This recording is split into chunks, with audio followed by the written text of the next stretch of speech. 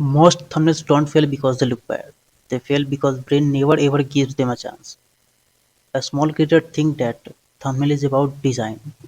Make it clean, make it attractive and people will click. But when someone is scrolling YouTube, they are not judging thumbnail one by one. They are scrolling almost automatically. So before we talk about clicks, we need to understand one thing first, because this is where everything gets started. Brain do not see every thumbnail. It tries to filter most of the thumbnail that looks repetitive or that is following the same pattern. Even if your thumbnail is good, it, it may not reach the stage where brains consider it to click. Since brain relies on pattern to move fast, it groups similar thing and just skip them. So if your thumbnail looks similar to your niche, it will blend with the background and brain will skip that thumbnail. But when something breaks that pattern, the brain pauses for a moment, not because it is perfect, but because it looks different from others. And that small pause is important because after that brain decides whether to understand it or not. And this is where most thumbnails lose viewer. As the brain pauses at your thumbnail, it tries to understand it immediately.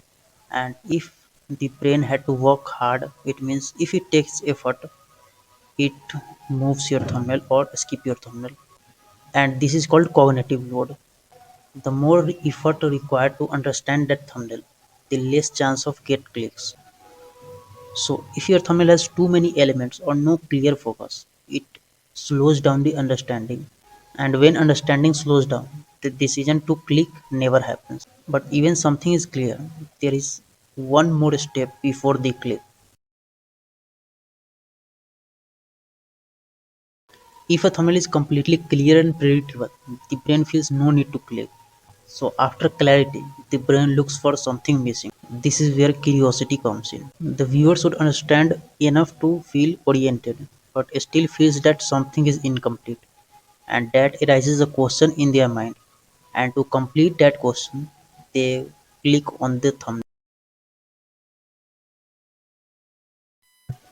Getting a click does not mean that thumbnail worked, because after the click, viewer compares the expectation with the reality.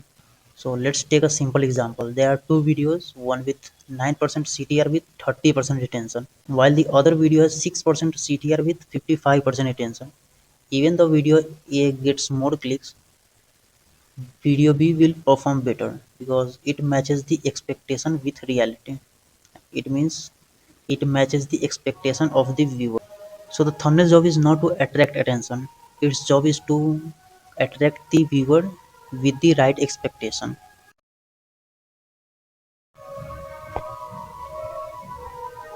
First, it needs to surpass the brain's filter. Then it needs to stand out just enough to be noticed. Then it must be understood instantly. Then it should create a curiosity gap and that let viewer to click on the video. And after clicking on the video, you need to complete that expectation. And if any one step is missing, the whole process will not take place and you will not get any click. It is a chain of very small steps that is happening very quickly. So you need to understand that and work accordingly.